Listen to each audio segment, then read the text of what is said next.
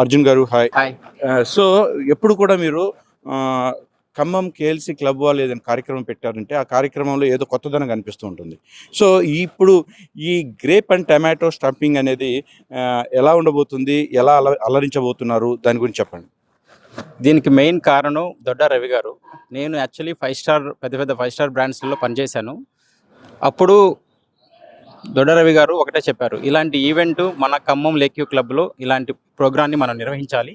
ఇలాంటి ప్రోగ్రామ్ని మనం స్పెషల్లీ మన మెంబర్స్కి ఎక్స్పీరియన్స్ ఇవ్వాలని చెప్పేసి నాతో డిస్కషన్ చేయడం జరిగింది. సో ఆ విధంగా మనం ఈ నవంబర్ 30th ఈ ఈవెంట్ని ప్లాన్ చేశాము.